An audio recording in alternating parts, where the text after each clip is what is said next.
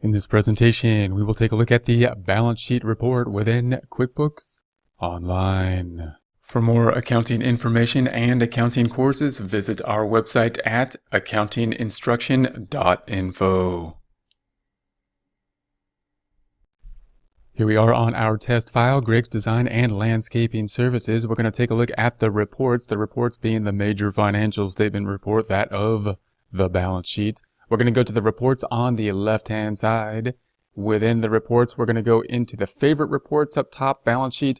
The balance sheet is almost always a favorite report, but if you don't see it up top in the favorite reports, you can scroll down to the business overview reports, and then you'll see the balance sheet here as well. So we're going to select the balance sheet.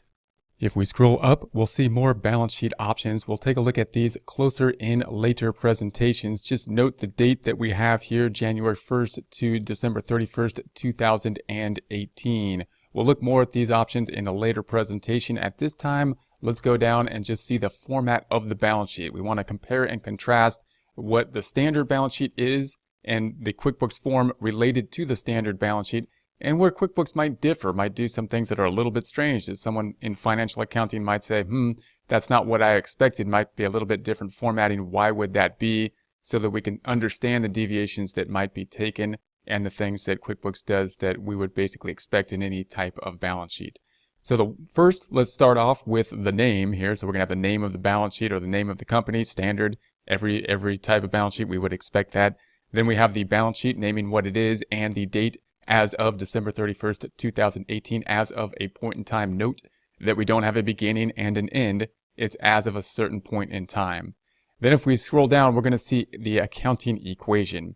Nice feature in QuickBooks is going to be the minimizing of certain areas. So for example, we can minimize all of the assets by selecting this triangle, and then we just have assets. There's the total assets. We can minimize all liabilities and equity by selecting this triangle, and there we have our balance sheet. We in essence see what a balance sheet is. It's the assets equaling the liabilities and equity. So that of course is a nice feature within QuickBooks, this type of minimizing items so we can see what is going on within them. We're now going to open some of these items one at a time and look at each section within the balance sheet. So we can open up the assets section. It's going to be that first section we have. I'm going to close up everything else at this time and see what we have within it. So we've got the bank accounts, we've got the accounts receivable, and we have the other current assets. These are going to be the more liquid assets. Note the format we have here: assets, then the indentation to be current assets, and then another indentation to list what's going to be the subcategories of those current assets. That's going to be the standard setup that we can see a subcategory versus the overarching category. That'll flow through all reports. If we get a feel for that, the reports will not look so intimidating. Even if we have a long report, we can really break out and be able to understand how it's working from a line-by-line standpoint. So then we have the bank accounts. So the bank accounts here, if we were to open up the bank accounts, these are going to be the most liquid type of assets because they're cash, meaning we can spend them, we can use them to convert to something else most easily. So that of course includes the accounts we have, including the checking account and the savings account. Note that this will differ somewhat than a standard balance sheet. If you were to look at a balance sheet for a standard company, typically they're not going to say the checking account, the saving account, and whatnot. It's just on their balance sheet that they would report to the public would just say cash, typically. And all those accounts would be included in it. It would be more kind of like combined like this. So we're breaking it out here, of course, because we want to use this form. Most people use the financial statements rather than a trial balance, other than like accountants would probably use the trial balance, but most people use the balance sheet as basically their list of accounts. So it's going to list all accounts here rather than grouping up accounts into categories as might be seen on a standard balance sheet. Then we're going to have the total bank accounts. So here's the total bank accounts. Notice it's breaking out by account type. Bank accounts is an account type, and that's what's driving this. Then we're going to go into the accounts receivable. If we open that up, we only have one accounts receivable account. That's typically the case. It's got its own section here as an accounts receivable type of account. Why? Because, and that's again a little unusual. Normally, a balance sheet, you're not going to see a subcategory of accounts receivable and then an account under it. Why does QuickBooks have that? Because it needs to be able to say accounts receivable is a separate account type because it treats it differently and it makes us basically use customers. So we'll see that more as we go through the system. So accounts receivable is a current asset from financial statement standpoint, but from QuickBooks standpoint, it's kind of more special. It's a different type of account than that. It's going to be an accounts receivable with its own kind of features from a programming standpoint. And then we're going to have that, and then of course the subcategories. So note we've got the amounts, then the subcategory, the amount, then the subcategory. Then we've got other current assets. So we're going to go into there. If it doesn't fit into cash or accounts receivable, it's going to go into the other current assets. And we see the subcategories here, inventory and undeposited funds. Now, this undeposited funds is a little unusual. That's cash we have, right? That's cash we have that didn't make it to the checking account yet. So this really would probably be better thought of from a normal balance sheet standpoint as part of cash. Part of cash, very liquid cash up here, but it's reported down here in other current assets, once again because of the types mainly. The QuickBooks can't put it into the cash up top because it doesn't want to call it a bank account. It's not a bank account because QuickBooks doesn't want to treat it like a bank account in this system. They want to treat it like another current asset type account with the behavior, the characteristics assigned to it. So it's down here in the other current assets. Obviously, we probably wouldn't have an undeposited fund if we were to report it on a balance sheet. It would be combined in cash. So everything that doesn't fall into a special category for current assets will go into other current assets down here. Then we've got the subcategory. Then we're going to add those up. So total current assets now are the subcategories. The total bank accounts, the total receivables, and the total other current assets. That gives us the total current assets here. So the other current assets. That gives us the total current assets. So there we have that. Now we're going to go to what's not current assets. Now we're back out to this outer level where we have fixed assets. So if we select fixed assets, we're going to see those types of things that are going to be depreciable assets, could also be called, or long-term assets. Things that we're going to use over long-term, things that are not liquid. So things that we cannot spend. I can't spend my truck in order to get something to buy my lunch, right? Unless I sold the whole truck, and I don't want, that's typically not the case. So we're going to have the fact that we can't spend the truck. So that's going to be things that are going to be depreciable assets. Notice it's broken out again. We have the truck under here, and then it's going to give us the cost here. So then total truck. We might also have accumulated depreciation in this section. Main idea here is that it's under a separate section, depreciable assets. We could also see in this section land, building, things that are going to last for a long period of time are not liquid. Then we're going to go into the balance sheet. We can expand, we're going to go into further the balance sheet, liabilities and equity. The second half, which has two components, liabilities and equity. Assets equal liabilities and equity. So if we open that up then, and then we close everything else in it, first we have liabilities, which are broken out, liabilities and equity broken out into liability and equity.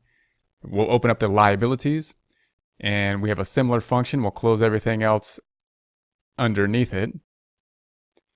And we still have current liabilities, similar fashion with the assets. And then under current liabilities, accounts payable, credit cards, and other current liabilities. Similar kind of format. The liabilities are actually a little bit more straightforward in the rule. They basically mean whatever is owed within 1 year's time period is considered current versus long term. So, but why subcategories again? Most of the time, we're not going to see these subcategories in like a normal balance sheet. Why do we need these subcategories?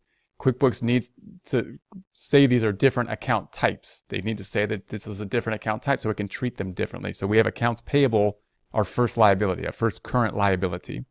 And then we have another account underneath it, accounts payable. That seems kind of redundant. We have two things that are the same. That's because it needs to have that account type of accounts payable, treating it differently in one reason by making us use a vendor for accounts payable so that we can always have a vendor report for it.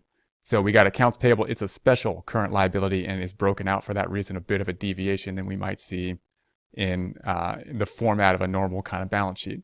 And that's because we need that account type. Then we have credit cards, MasterCard underneath. Again, credit cards having a special kind of features within QuickBooks. QuickBooks wants to treat them differently so that we can easily manage the credit cards. Therefore, we don't just put it in as we would normally expect other current liability, just a current liability account, but special other current liability, a credit card liability account. And then we have other current liabilities. Anything that doesn't fit into some kind of special current liability account goes down here. So we got the Arizona Department of Revenue and Payable and whatnot. Anything else that, once again, we're going to owe within a year, basically, would be the current liability. Then if we were to add these up, these subtotals up, we get total current liabilities. And again, notice the spacing as we go here. We got the current liabilities, indent for subcategory, and then we're bringing it back out for the total current liabilities. Then we have the long-term liabilities. If we select that item, within here, we've got the notes payable. These are going to be things that aren't due for a period over a year. So in a longer period than a year, we owe this out. So we don't need to pay this $25,000 for some period that's over a year. I don't know how far out it is, but it's over a year's time period to pay that. Total liabilities then are the total current liabilities and the long-term liabilities, giving us the total liabilities. Then we'll go to the equity section. The last section is the equity section. Often the most confusing section for many people because we don't really understand what equity is, and it could differ depending on the type of entity, but it's really not that confusing. It's all the same from one perspective. And that perspective is that it's assets minus liabilities equals equity, whatever total equity is. Total equity here. Total equity you can think of as what is owed to the owner. It's what the owner has claim to after paying off the liabilities. The assets of the company minus what would be paid off to the liability is what the owner has claim to. So if you think of any business, whatever it is, as if it only had one owner, whether it be a corporation, sole proprietorship, or a partnership with one owner, which is kind of strange, but there is an LLC with one owner, single member, then you can think of it as that being what is owed to them. In other words, if we sold the business, you can think of it as the cash that would be taken away. If we sold all assets and we paid off all liabilities, then we supposedly would get this amount if everything was on a reported perfectly, and that's what we would walk away with on the equity section. So that's going to be what equity kind of is from one person. Now, what happens if we have two owners? Well, then we have to break out the equity section in different ways. If it's a partnership, then we have to break out the equity section between two capital accounts, between the two partners, kind of like we would if it was a liability and we owed two different people. If it's a corporation, like this one is going to be broken out in a corporation kind of format, then we typically have something called retained earnings. Now, it's using opening balance equity. We'll talk more about that later. This is actually kind of not really proper to have opening balance equity. We'll explain why QuickBooks uses it and what it's there for. If it's there, it's not a problem. Don't worry about it. It's probably something that we can deal with, but it's not something you're typically going to want there because it does indicate that you let QuickBooks do something kind of funny. QuickBooks didn't know what to do and he put something into there. If we have retained earnings, then that's what would be for a corporation. If a corporation had retained earnings, that's the earnings that have accumulated over time that have not yet been distributed. And we don't need to track all the shareholders, what is owed to all the shareholders individually in a corporation, because they're all equal. In a corporation, all shareholders are considered equal in essence, for the most part, common shareholders. And therefore, all we have to do is report basically retained earnings and any investments, the common stock. And that's enough because it's split evenly between shares. So different people might have different number of shares, but between each individual share, then it's split evenly. So that's kind of the beauty of a corporation and why that can be such a powerful kind of format. So an individual, it'll be called a capital account, typically one account, capital.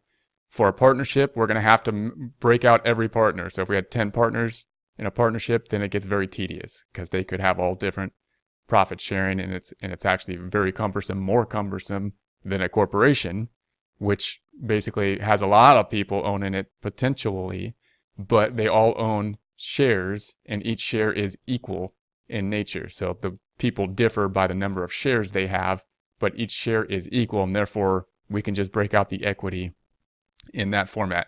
So that's why what's in equity will differ from type of entity to type of entity, but you can think of the total equity as the same. If there's one owner, It's basically what's owed to the owner. It's assets minus liability. Now, if it's negative, then you have a negative equity. So that means you have more liabilities than assets.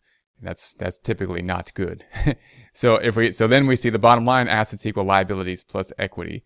So that's going to be the overall components of the balance sheet. We'll get into more detail about the formatting of the balance sheet in later presentations. For more accounting information and accounting courses, visit our website at accountinginstruction.info.